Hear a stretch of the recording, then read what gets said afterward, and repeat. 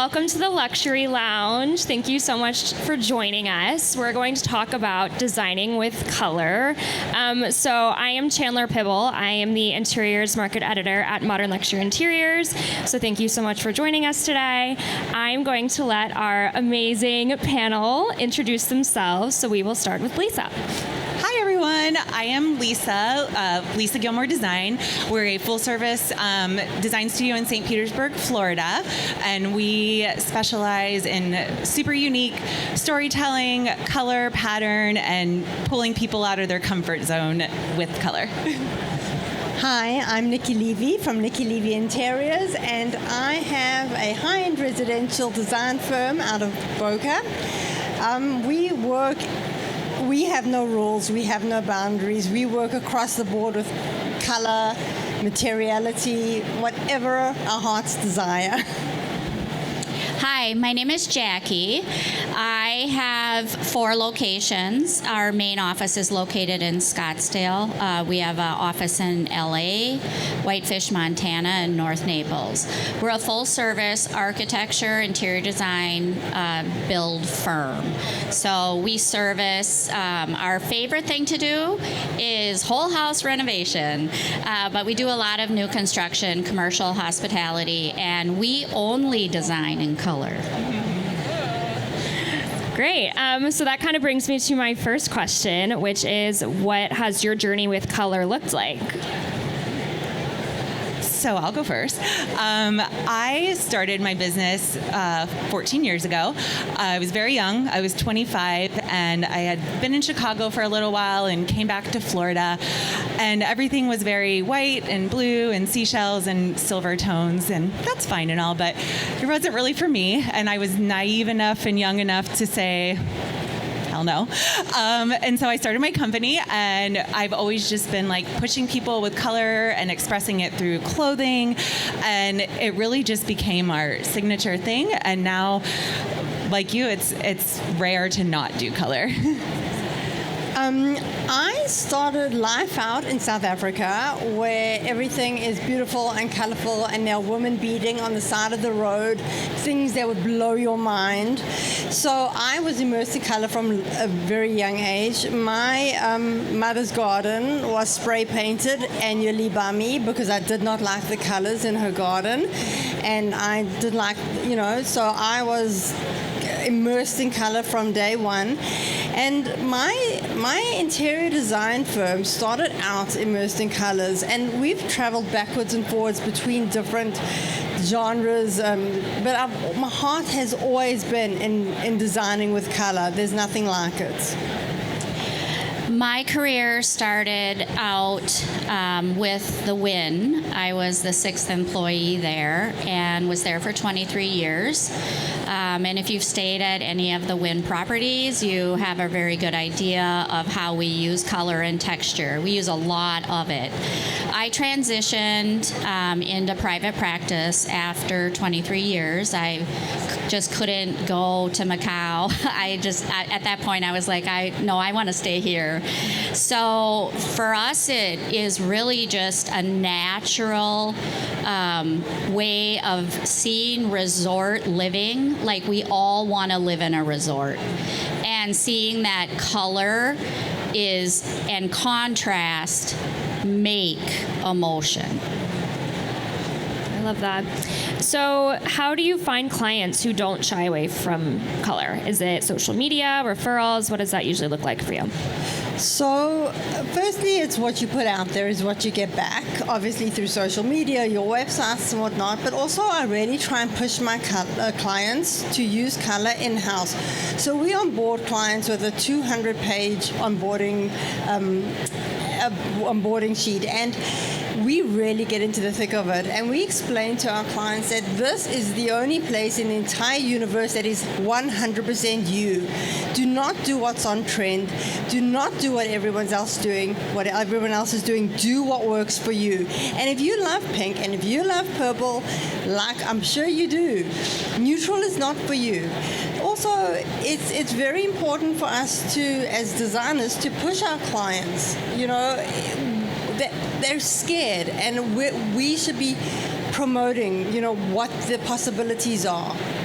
So For me, that's so great. And I love that, like, the depth that you go into that and, like, breaking people out of that mold is so important. And I think also it just comes to, like, being your authentic self. I know the word authenticity is used everywhere now, but, like, if you are living, breathing, and believing in color through your work, like, it does speak for itself. And people just trust you. So it's building your own credibility within to command the table and understand and just give people that comfortability. It's all about comfort and trust. Well, I'm kind of the opposite of these two. I'm not a very good listener in the beginning.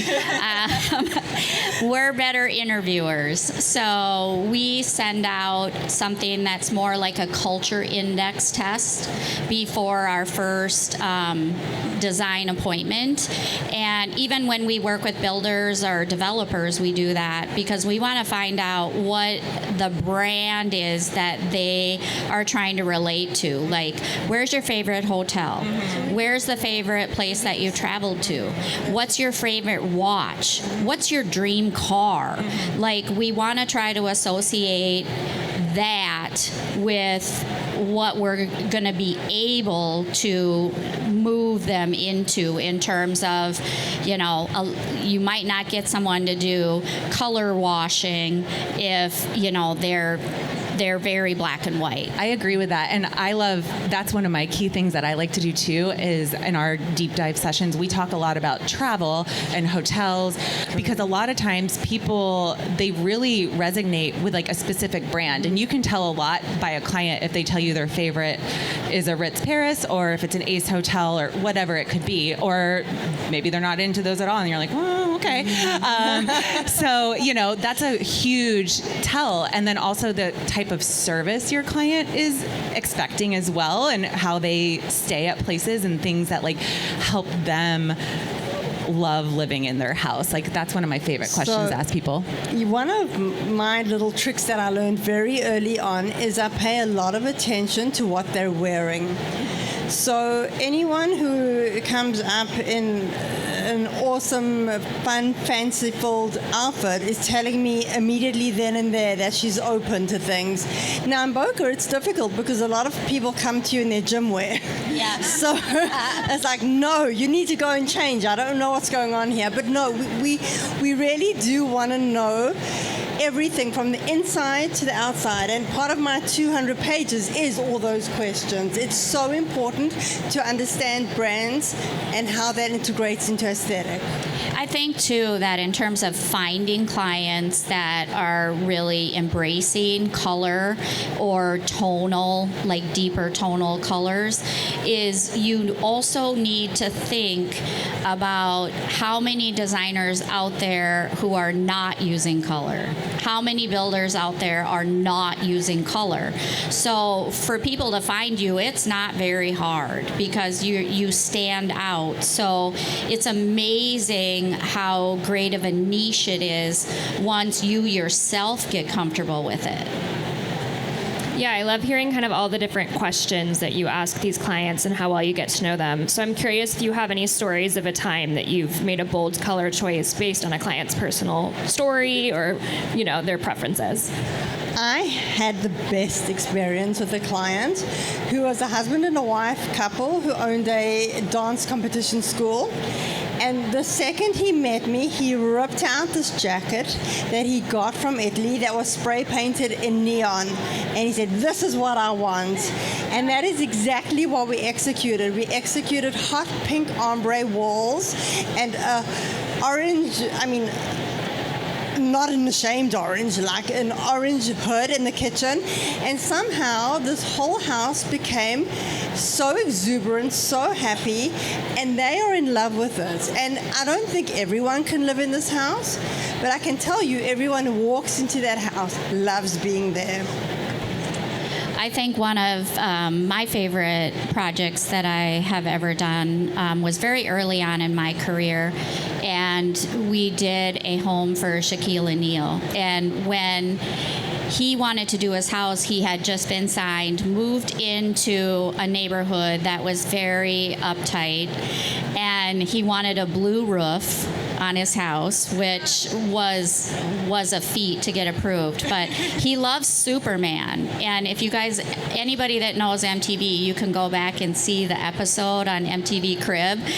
But the whole house is done in Superman. The bottom of the pool is a Superman. It probably isn't today. He doesn't own it anymore.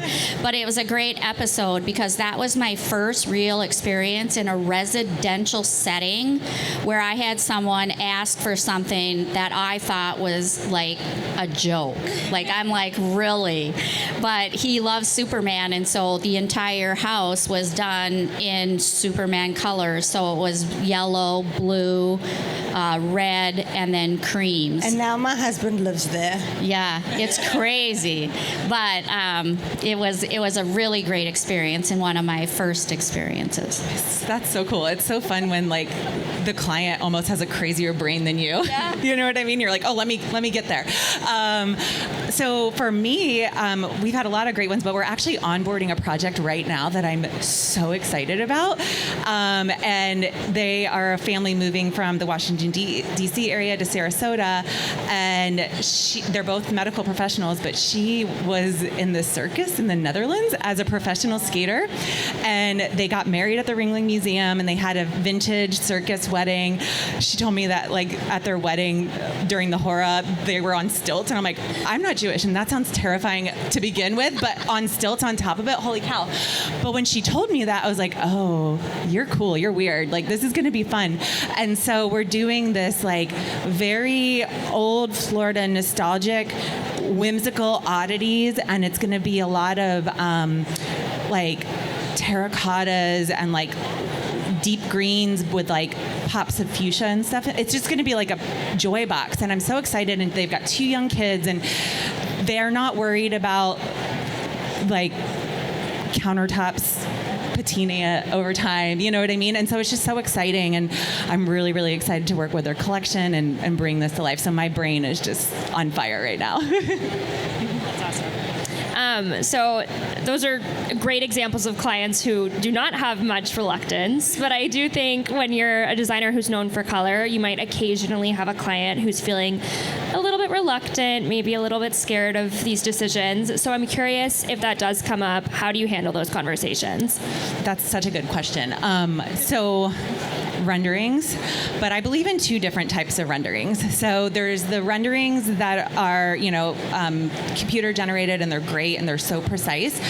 I still am very old school, and I do hand renderings. It's very dreamy, and personally, I find that if I do the computer, it's too much, and the client is like, but what about that? And then I'm like, okay, no. So I prefer like the dreamlike approach, and I find that if a client is struggling with like a color understanding, or if I'm trying to do like a big color drench situation, if I do a really loose dream perspective rendering, usually they're on it. It's tapping into those emotions, you know? I think I have a bit of a different approach in color and clients and when they come to you and they're afraid, because I think our number one job as designers is to be great salespeople. And even when people approve a tan textile, they will constantly question that tan textile as you go through it. So we tend to approach that in the same way we would sell color.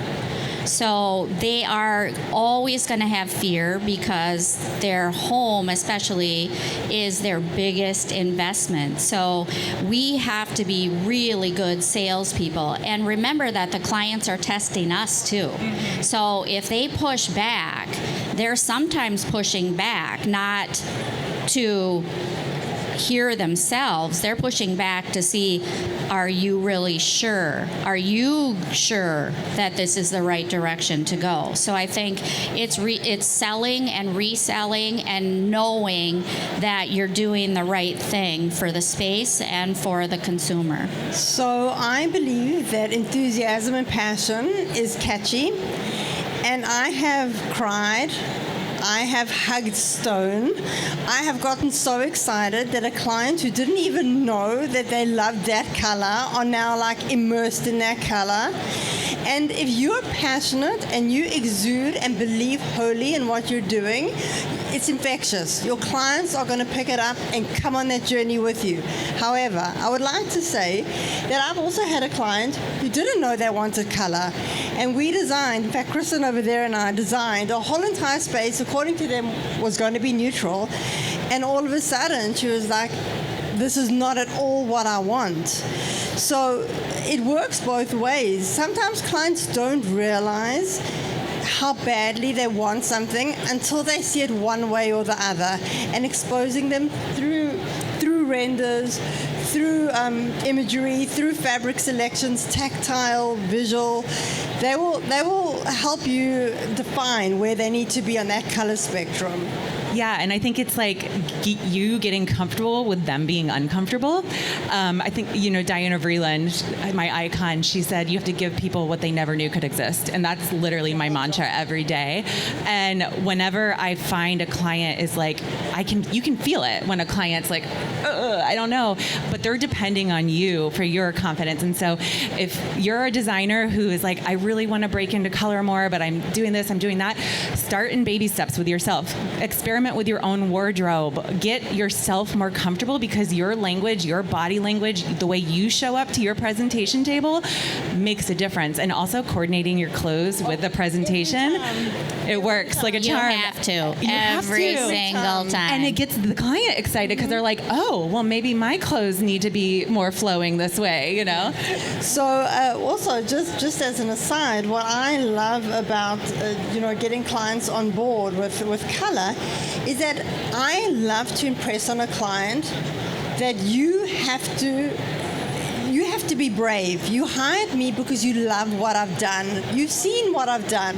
So trust me and know that I want the most beautiful house for you, because it's part of my soul.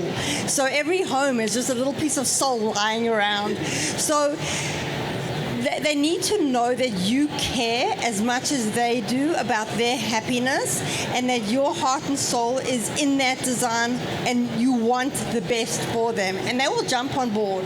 Also, vetting your client, guys. Like, I just had a new business meeting with someone and she was like, I love your work, and this, but I'm kind of scared. And I could just tell, I was like, I don't have the bandwidth or the energy to hold this woman's hand over every single hurdle. And I was like, I'm not the designer for you. So like, also just recognizing that, because the communication is so important, and don't kill yourself trying to make people want something that they just don't want.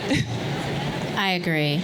I think it's better to say no to 9 clients than to say yes to the wrong one, because it costs you a piece of your soul. So when I actually changed from thinking I needed this job for the cash flow, and I said to myself, I'm not going to take my car out of the garage. I'm going to work on my business. And it changed the trajectory of my practice 100-fold. It was just crazy when I got out of my own head about the type of client that I would service. I was in a home the other day that in the past would have been a dream client for me. It was a 9,000 square foot house. They wanted to add 4 more bedrooms. They wanted to spend all the money that they ever had. But she wanted me to puzzle piece it into what she had. Oh, no way. And in the past, I would have done it. I would have cried. There would have been many heartbreaking moments. And you know what? Now, I would rather wait 6 months to find the best client than take on a client that is going to take me 4 years to do, because we just don't have meetings of the mind. So getting a bit more into the actual designs themselves, what are your favorite ways to incorporate color? It could be color washing, as you mentioned, or even just little pops. I think it really depends on the types of projects. It's much more difficult for designers that are maybe getting someone that says, well, we want to do these 2 rooms and then we'll do these later. But I think you can start with just like in their kitchen and get them comfortable with just a colored island or a colored back wall. You have to sometimes go slowly. And I do have to say that men are more reluctant to design in color than women are, because they don't get bored as easily as women. That's why we have so many shoes, purses, clothes, handbags, because we're literally like, we get bored. And men don't tend to do that. They tend to be very comfortable in the spaces that they're in. So I think that's really, it's a big area to cover, but I think you have to just start small. I agree with you. And it's funny because I've noticed a shift in the husband dynamic probably in the last 2 or 3 years, where I have this phrase, the husband hammer comes in, and you're like, oh, the husband hammer's here. They don't want to do it, or this or that. But it's funny, like, it's kind of disappearing a little bit. And I think you're right. And it's about, because men can really compartmentalize well, and women are so emotionally driven. And I think men are getting smarter and realizing, like, you know what? I don't care so much about this. So who cares if she wants to do a navy blue dining room? Let's do it. You know what I mean? And I find it really refreshing. I feel like a lot more men are becoming more open, but it's like, it's a slow pool, you know? So a way that, I mean, we are known for our millwork, our wallpaper. If I could live and die in wallpaper, that's what I would do. Me too. It is the most phenomenal way to bring color into a home. We have artists who paint the most gorgeous walls that you would cry if you saw them. Pillows, fabrics, handles on cabinets, art, vases, flowers. I mean, where wouldn't you be able to put color? All you've got to do is you've got to have your base, and you've got to find whatever accoutrement you want with that base. And Bob's your uncle, you've got color. I also just want to say one other thing, that color is neutral. If you look in the world, the sky is blue and the grass is green, that's color. No one runs outside and say, oh my God, this doesn't match with the sky. No, we're used to color, and we need to lean more into it. And we need to explain that color is everywhere. We're not meant to live in brown and beige. We're not designed for that. So Nikki, you kind of just spoke to this, but I'd love to hear more about what colors you consider neutrals, what colors you add to nearly every project. All of them. I mean, honestly, I'm actually working on my own house right now. We're renovating, and I just said to my husband, I was like, I just want it to look like a disco ball kaleidoscope, just broken. It's just everywhere in our house. And he was like, oh, okay. But really, honestly, every color, I'm not like a gray person. I'm starting to like brown more with like the oxbloods and things like that. But yeah, like I just... like you said, it's like, it's just all part of nature, and it's how you can play with it and balance it. And it's all about the scale of the color. And, you know, you can do so much with like the tiniest piping on a chair, and then connects it to a room over here that your brain is able to just live with it easily, you know?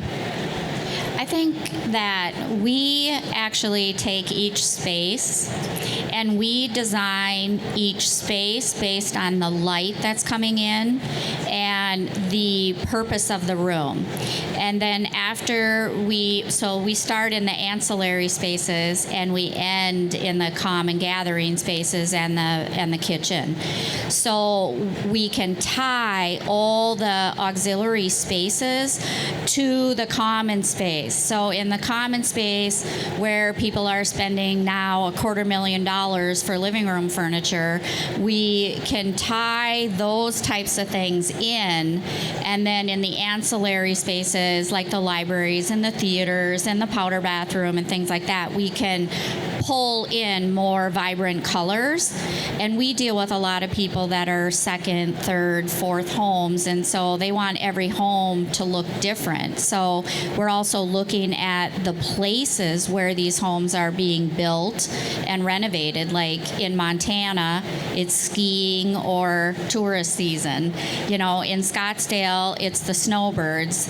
And you know, you have different people coming to these different places. So the color is like, it is really like a color wheel. Like your dress is amazing. Those would be some of my favorite colors to work with in the desert.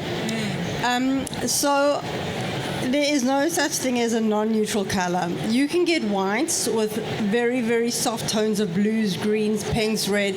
There is color everywhere. I think that you don't ever have to say to a client, like I did an all purple house, literally from top to bottom, and that was neutral. It's like when you wear blue jeans, they're blue, but no one looks at them as blue. You look at them as a neutral. You have to be very, very, you have to have a plan on how you're going to use the color. If you don't, it's kind of like throwing mud at a wall and seeing what sticks. You have to have a plan. And if your plan is smart, and if your design is tight, and if you're really good at what you do, no one's going to walk in and say, that's a purple house. They're just going to love the house. So, Nikki, you kind of already said it, but color is everywhere, including in nature. And so I think natural materials can be a very undervalued way to incorporate color into a project. So I'd love to hear about your favorite natural materials to use. So I literally had the best day of my entire career about 2 weeks ago. I went to my favorite stone yard, and I selected burgundy stone, green stone. What are the colors, Kristen? A teal stone. I mean, we spent hundreds of thousands of dollars on stone, but I cried. They are so perfectly embedded into the space, and they're standalone. A natural material is the best way of grabbing color into a space, because first it feels very luxurious, very refined, very high-end, very classic, very chic. I mean, seriously, best day of my career. Stone is such a winner. And like, I love that, like, everyone is embracing stone a bit more, it feels, for the artistry that the Mother Nature provides. And I'm a big fan of grass cloth. I just love, like, technically it's dyed, but like I love a blush grass cloth. Like, I just think everyone looks so sexy and like confident, and I love a blush grass cloth dining room. I just think it looks so good. So I like, yeah. I think we look, in our firm anyway, look at natural materials as art. So we will use artificial turf in a powder bathroom, or we recently did a pool bathroom and we brought sand in, and that became our floor. We also just did an equestrian center, and in the hallways we dug them down and we put horse saddles in, and then we put glass over the top. So it's not just about nature, but it's also just about thinking of those materials as part of the equation. I also want to say, I think a very underutilized material is glass. Glass does not have to just be see-through, clear. You get glass in so many colors, and it has so many, there's so many ways to execute it. Cabinet doors, screens, tabletops. So you just be creative. I mean, you're here to be creative, so dig in. I'm having a love affair with stained glass right now. Yeah, we just installed it in a historic house, and like the way the light comes, and it's like all these purples, and it's just amazing. And it just becomes this piece of art, and it's a legacy piece too, because it's an art. It's just amazing. And we did it in like a office door, and playing with that light flow. It's just such a fun, natural way that people can have that dreamlike presence of it. Yeah, I love that. I think when using natural materials with color, that's quite an investment into a project. And so I'm curious what vendors you often turn to for things like that, and then how do you go about finding vendors you trust with these really important moments in a project? I have a local stone yard that I just have a wonderful relationship with, and they import from Brazil and all these places, so I know I can go to her for that. And it's having that relationship. So I think when clients are spending something on a large price tag and something that they're a little out of their comfort zone with, like knowing that you have that relationship and that guidance and stuff like that, and vetting those people and stuff. So yeah, it's kind of a mix of like local people and then like bigger brands that just have a good footing.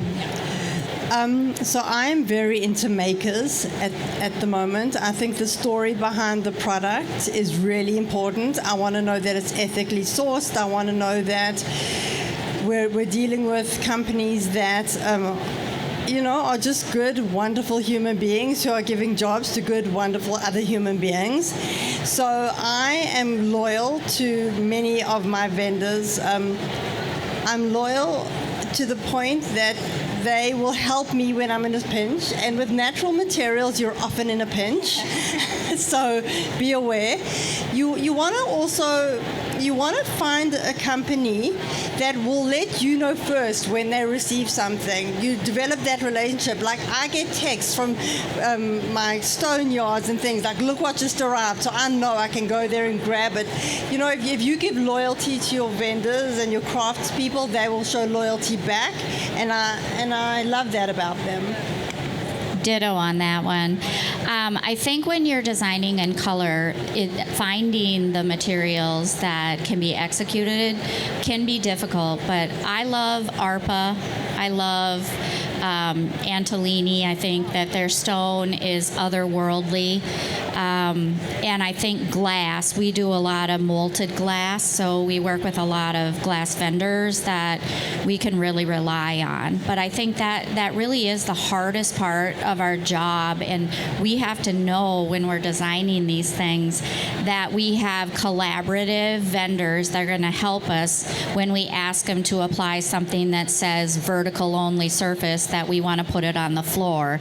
You need collaborators like that are going to just bend over backwards to help you to get this idea you have into reality. I think that a mark that you're doing really well with design is when your vendors say to you, why do you keep giving me such difficult things to do? Oh my gosh. That is when you know you're doing really, really well, and then they thank you afterwards, and they love doing it because they want to be challenged and they want to figure out how to do a chartreuse screen, and so that's part of the fun of working in color. No one does it, and these people are bored and they're happy to help and go down the rabbit hole with you. I love that. Yeah. Well, I definitely want to be sure to leave enough time for some audience questions. So I'm going to move us on to some fun little rapid fire. So the way this will work is we're going to go straight down the line. You'll each answer each question and keep it to like 1 to 2 words, whatever pops into your mind, super quick. All right. So describe your design aesthetic in 1 word, and you're not allowed to say timeless.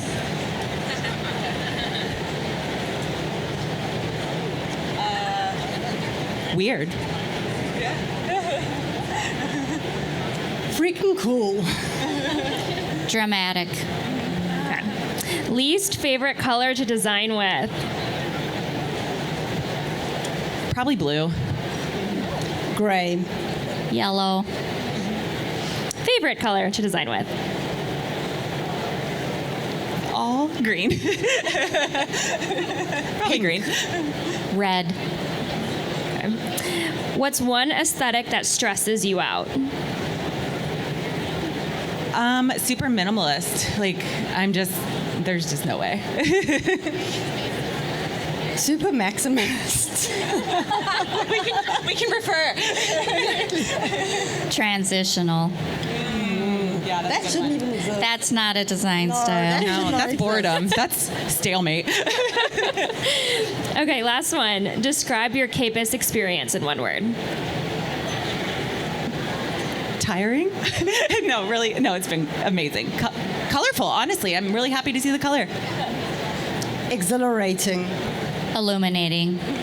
I love it. Thank you. All right, so we have some time for some audience questions. Does anybody have something they'd like to ask?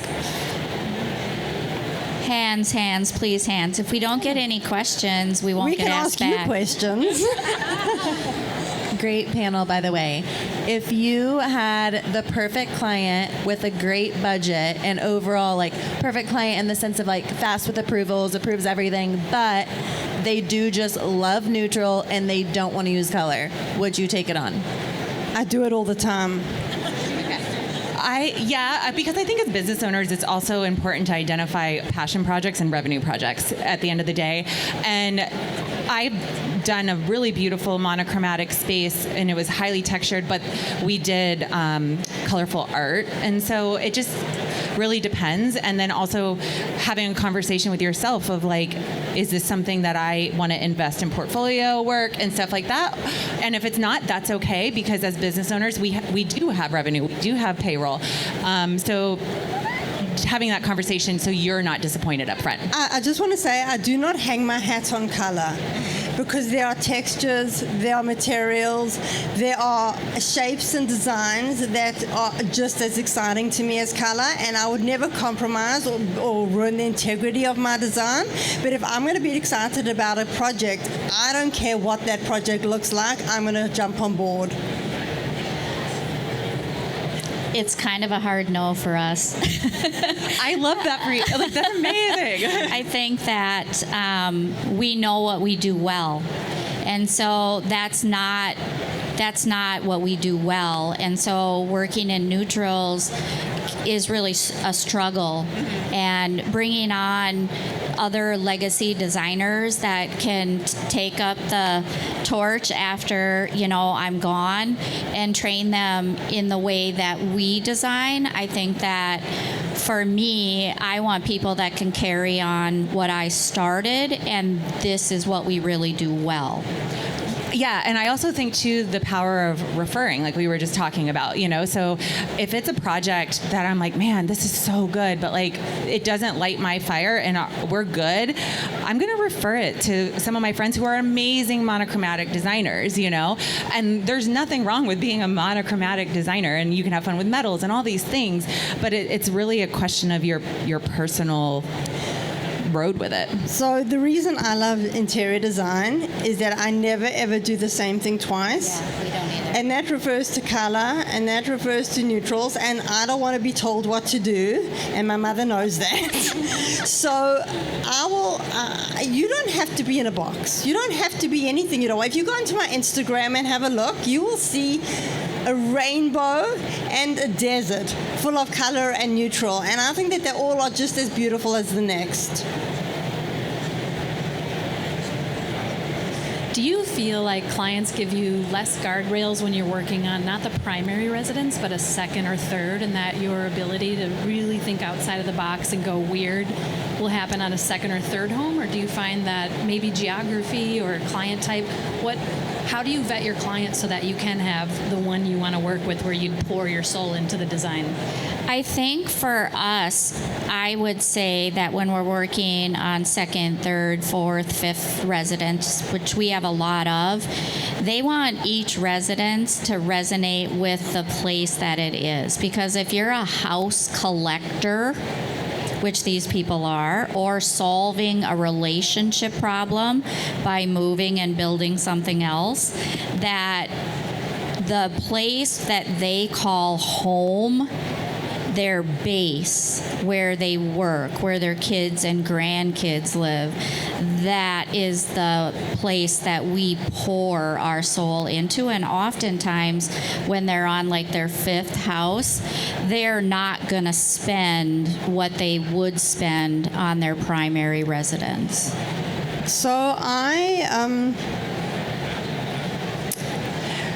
I vet, in fact, I'm writing a book because I think that designers need more guidance on how to vet and run a business, vet clients and run a business. I think we're all amazingly creative, and somehow college forgot to teach us how to run a business.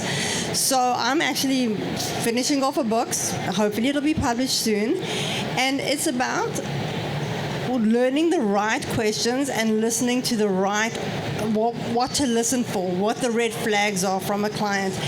If a client gives you way too much information, they're controlling. Do not think that they're helpful. Do not think that they're enthusiastic. They are controlling the process. If a client doesn't respect your time, they will not respect you. If a client phones back and says, are you able to do it quickly? Your answer is no. I'm going to be able to do it in the appropriate amount of time. If a client calls you and says, this is exactly what I want, tell them do it themselves. You don't go to your doctor and determine exactly how he should work with you. You trust him. So we primarily do primary residences. We don't have a lot of vacation homes, which is kind of weird being in Florida. And I agree with you. I think that people are more emotionally invested in those things for their home. And so I've had really good experience with just getting to know kind of what makes them tick and understanding that a little bit better. I don't have a clearly defined answer for you, but yeah, I think people are also just getting more comfortable with like living in their spaces and being themselves and not just signing it off, you know? COVID changed everything as it relates to that.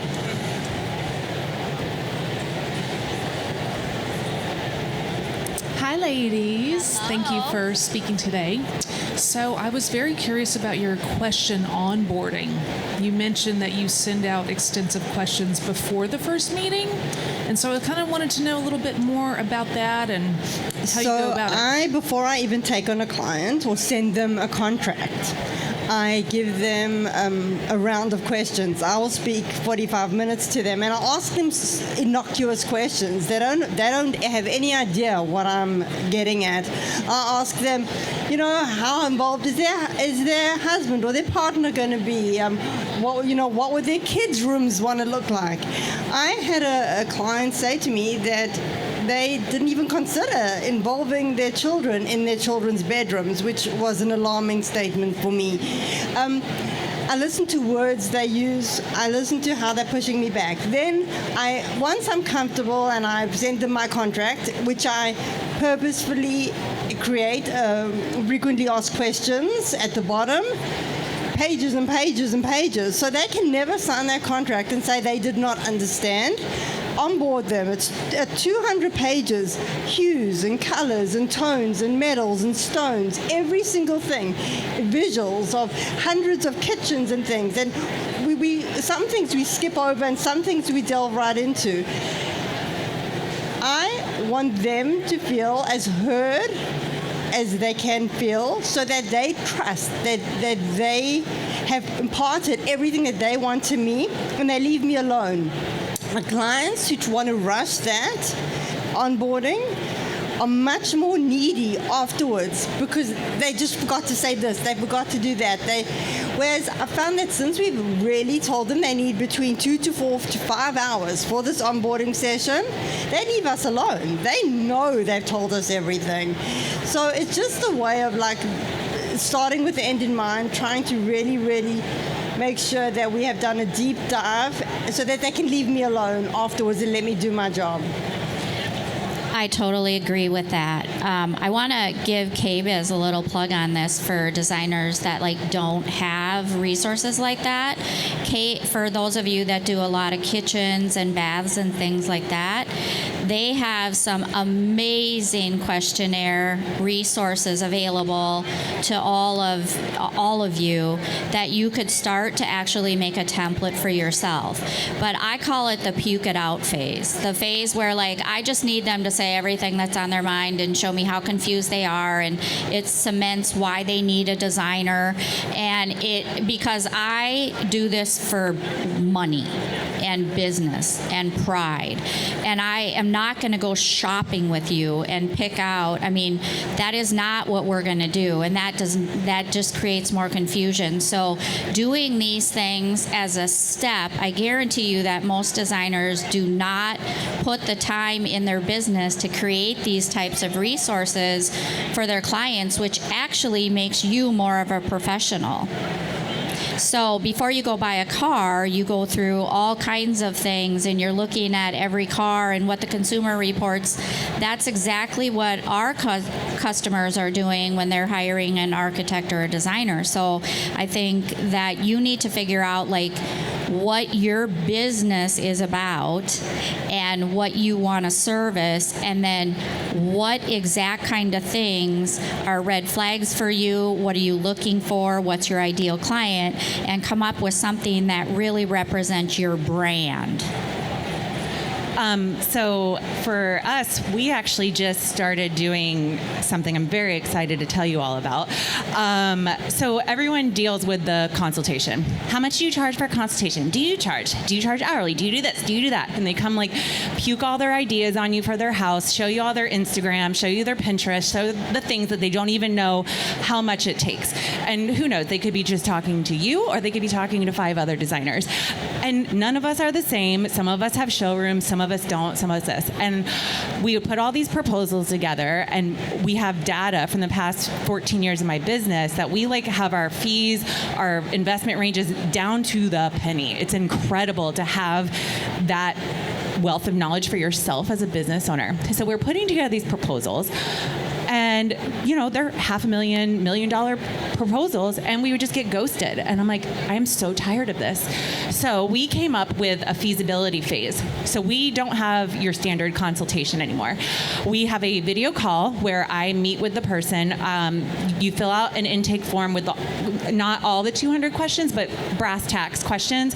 We created a ChatGPT analysis program that we put in the client's intake form, and they tell us what our red flags are for this client based on not having, and we don't even have a meeting without a budget anymore. Like, don't even waste my time. So what we do is I have a video call, I get the information, and then we go into our feasibility phase. And depending on the size of the project, it's hefty. There's commas and zeros, and it's about a month-long process.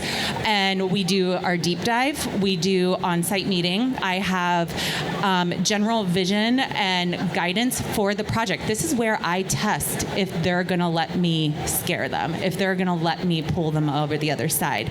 Then we put together our action plan for the project with our fees, our milestones, and everything out, and that has the entire scope out there. So these people have already invested a couple thousands of dollars with us for this, and they sit at the table and we go over it, and then they're like, oh, this is more than I thought. I'm like, okay, well, this is what drives this price. You wanted all these tassels, you wanted this is custom drapery. And so what's happening is it's allowing us to get to a point that we can break up with them or they can break up with us. And I've already got the vision done in my showing to them. And so once they sign on with us, it's like, let's go, let's do this. There's no question mark in there. So if I could give any advice, beef up your consultation and onboarding. Don't let people run you over. Don't let people scare you about charging for those fees. Don't let people, make you afraid of your timeline, because that's when you fail. And so by us making it a staple, like we just had someone like, oh, we're tearing down this house, we're doing this, can you meet on site? And I was like, nope, you can fill out my intake, talk to my team member, I'll have a call with you, and this is what we do. And it really weeds out those people that don't want to be in your sandbox. So like, do yourself a favor and charge more, charge your value, invest the time, and it's an easy decision. So I've kind of simplified that even further. I've worked out over the last 5 years how much every single home has cost me, and divided by the square foot. I have a range that each one of our homes ranges from $120 a square foot at minimum, all the way up to $700, and that is for the interior decor only. And if you are not prepared to pay within that, you were not the right people for you. I tell them my timeline. They have to wait. If they're not prepared to wait, we're not the right people for you. And I want to understand them to understand we only take on new builds, total renovations, or full interior design. We do not take on partial projects. So based on those things, I kind of have also really been able because I find that people, while we know our rates, like when you just express those up front, people don't understand actually what they're asking. No. So that's why we made that dating process, I call it, the puke phase, the dating process. It's like, no, you're accountable, I'm accountable. Let's see if this actually flows. So when I tell them that you want a 10,000 square foot house, and at minimum you're spending $130 a square foot with me, that is nothing to do with construction. That is $1.3 million. And if you're not prepared to pay that, I just can't work with you. And we've vetted a lot of clients that way, and a lot of clients don't even blink. So at least we can I think people realize your point of difference. I'm very much aligned in her fee structure. Our service fees are about 10% of the construction budget. That's just for design. And then our architecture fees are around 10%. And then the furniture and fixtures are after that. But I think you'll define your point of difference. I find when I ask people those questions, they're insulted. Like, I even had one guy take his Amex card out. I didn't take him as a client, but he took his Amex card out and he says, "Do you see this doesn't have a name on it? Do you see that you can't see the number?" Like, he was insulted that I asked him, Right, and that's so, the fine dance. Yeah. Yeah. I don't dance. I'm like, you're coming to me. You invited me. I didn't call you begging you to do your home. So you came to me. This is how I work, and either work like that or don't work with me. I don't need. And the thing is, that attitude, I think, has brought us so much more business. It's kind of bizarre. Like, I don't even like me at that point, but people do. She uses takeaway. That is your strongest skill. And I guess I'll end with a comment. My mentor was a man named after Steve Wynn, but I met him through the Wynn. His name was Roger Enrico, and he was the CEO of Pepsi. And he was my mentor when I first started out. And if you guys don't have mentors, get mentors. But he told me something very valuable as I was building my own practice, and he said, no matter how good that job looks, no matter how bad you want that job, because it could be like the pinnacle one, if that job can take you under, it's not a job to take. It's very difficult. And I was in the place of making a really big decision on a really big client, and I was never more grateful for that mentor and advice. And that's how our firm measures to this day. It's on the wall. And we're dealing with business people that have money if you're in the luxury market. So they understand that. But it's something that sometimes we forget to remind ourselves that we are in the driver's seat. Yeah. And to your point, it all boils back to your business strength, knowing your numbers, knowing your margin. Because if you're not selling furniture at these discount, you're paying for your client's furniture by the time your credit card fees, taxes, all these things, and designers don't even realize it. You are literally paying for furniture in their houses sometimes. So you have so much more ability to make stronger decisions like that, and to know if a project's going to take your business under or something. I also want to say that you're doing your clients a favor by charging higher fees, because you're able to work on fewer projects and give every single client much more time. So if I were you, I don't think probably one of us in this room is charging enough, because if we're charging and people are accepting, they'll pay more. Well, clearly designing with color makes for a very confident business owner who knows their worth, which I love. So thank you all so much for sharing this time with me, and thank you for joining us in the Luxury Lounge. Enjoy the show. Thank you. Thank you.